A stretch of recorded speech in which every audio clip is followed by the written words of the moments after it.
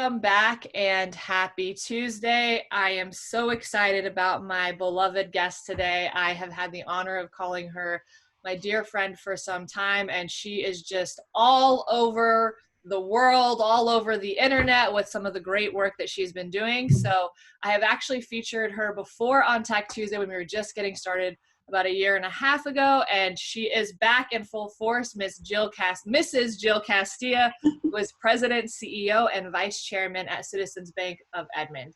So Jill, thank you so much for coming back and spending some time with us over video. Yay, thanks, Scarlett. It's my honor. Happy to have you here. So you have, we just said your title. It's a big title. You got a lot going on.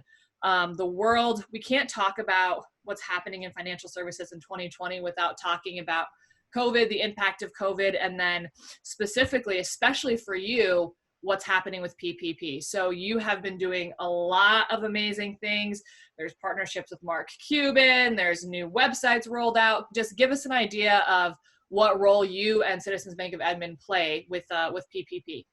Yeah, so we're just a small community bank in the suburb of Oklahoma City, but we really take ownership for the small business community, and that we really have felt like it was our responsibility to step up and be those economic first responders in this time of crisis. So whenever we saw that COVID was having an impact on our local businesses, we immediately reached out to them to offer deferments before any kind of regulator encouragement to do so. And then we saw a post from Mark Cuban about wanting to partner with a community bank once the stimulus money was allocated, knowing that it was going to take several weeks for it to get to communities and citizens. He wanted to partner with a community bank to get the money out quickly. And so we rapidly, within a few days, launched an overdraft program to kind of allow folks to overdraw their accounts so they could get access to those funds and get food on their family's table.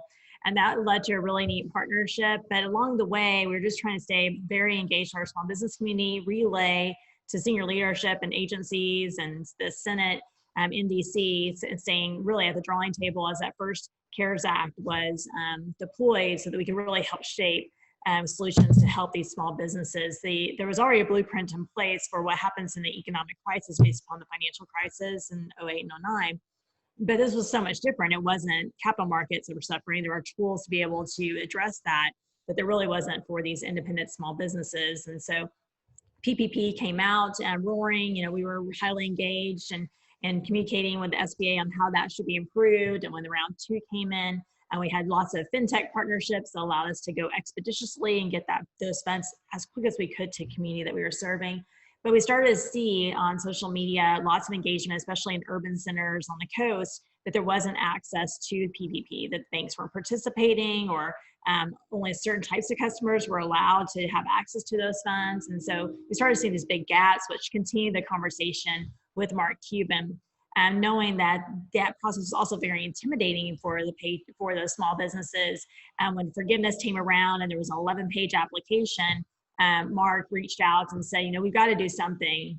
These businesses, aren't going to be able to pursue forgiveness. They're going to be stuck with these loans. And so we were able to tap into one of those fintech partnerships that we had prior to that relationship with Cuban to see if they would be interested in building a site available for all. We actually have a separate solution internally for our customers, but something that would be easy to use for these small businesses that maybe don't have access to a community bank or a banking relationship, to have a guided walkthrough and application so that they end up with a PDF at the end that they can save or email to their bank. And so with the hope all along that this website would become obsolete, we're still actively engaging with the Senate and the SBA and the Treasury to simplify this application for forgiveness, or even to provide blanket forgiveness for some of the smaller small businesses. So it's been this really interesting time of kind of managing the bank. We got 95% of our bank working from home almost immediately. So those investments in early technology allow us a ton of flexibility.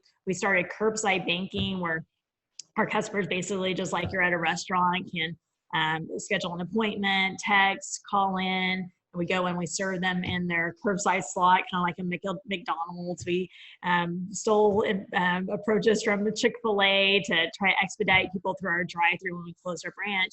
So you're really, at a micro level, focus on your customers, but then feeling this responsibility at a macro level to represent the small business community and develop solutions for them, whether they bank at a large bank or a community bank.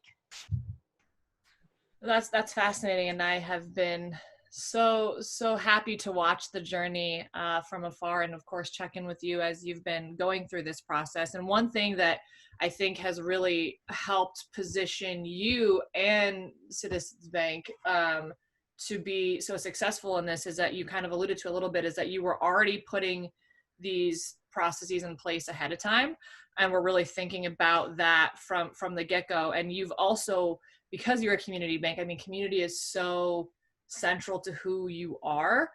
And just I have always loved hearing about how, you know, you have that big kind of farmers market and events that you guys do on the weekends where there's tens of thousands of people, and you make sure that you yourself are always there as CEO, but that you know, Citizens Bank is certainly present. So you really focus on your community at the hyper local level, and then from a state level. So I'm curious too, with everything that's happened, how you and how Citizens has tried to really play at that kind of local and state level to help others in the community, and to think about solutions more broadly. I had great advice given to me a couple of years ago by a friend, Chris Lawrence, who's now in the credit union industry, but used to be at the Independent Community Bankers Association. And he, you know, sometimes it's hard for us to get to the table whenever you're not someone that's been in the industry for, you know, tens of, you know, 5 decades, or your father wasn't some industry titan. It's hard to get to the table. And so he said, just make it where if you're not at the table, the table doesn't have legitimacy, that your voice is so important to be at the table that you're called to be there, because it's just ridiculous if you're not. And you know, that advice really stuck with me, to not even try to push to get somewhere, but to just try to have the greatest amount of expertise, the most connections, authentically engaged in all different levels of the community and all different levels of the industry and all different levels of agencies and government.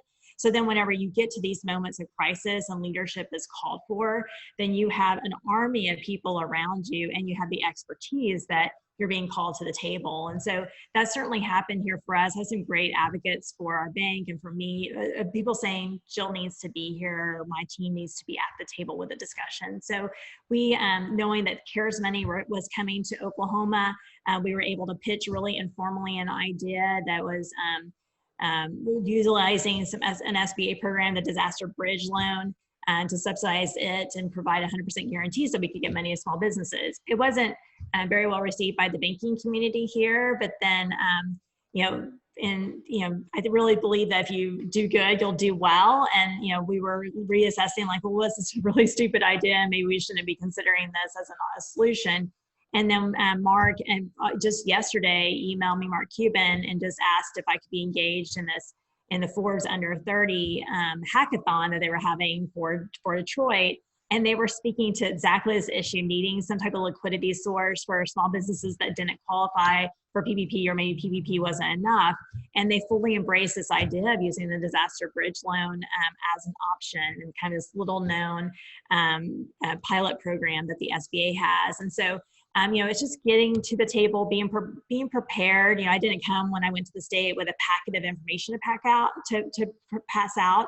I came with a general idea, and I was able to hear what their thoughts were, and then modify my idea or thoughts to address what their needs were. And to be, you know, that's where I think you really can approach something in confidence and make sure that you're in the right room with the right people, is that you have the expertise, you're able to adjust your idea, and also be humble enough to be able to modify things to meet the needs for others. And so state, maybe I haven't had as much success making an impact, other than kind of getting them to think a little bit more broadly about some situations and sharing things. But it's really benefited us on a national level, especially with our congressional delegation, who has stayed almost in daily contact with us, both our Democrat representative as well as our Republican senators, that really getting our counsel as they consider different solutions for, especially for small businesses and sometimes the overall economy. We've also had a lot of engagement with the Federal Reserve, and continue to be kind of pushing the social media.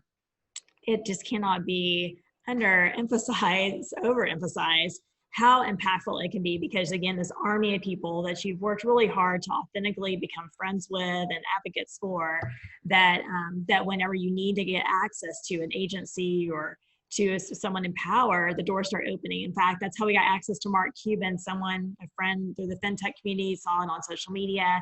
He was able to give us his email address and connect us that way. So, that in connection on social media really provides you the influence, and influence trumps power every single time. And so, utilizing those expertise, garnering these great friends allows you to have influence and get to some of these discussions in times of crisis that you may not otherwise have access to.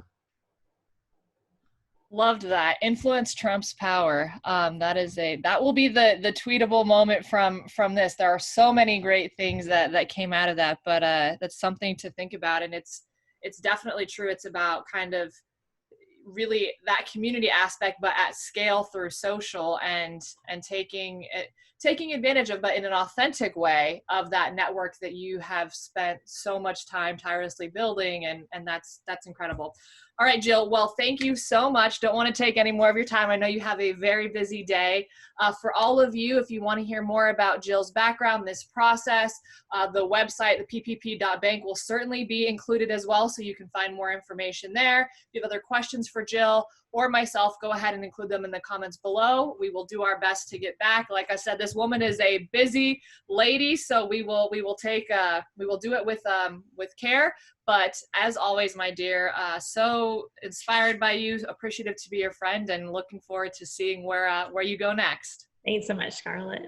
All right, until next week, signing off.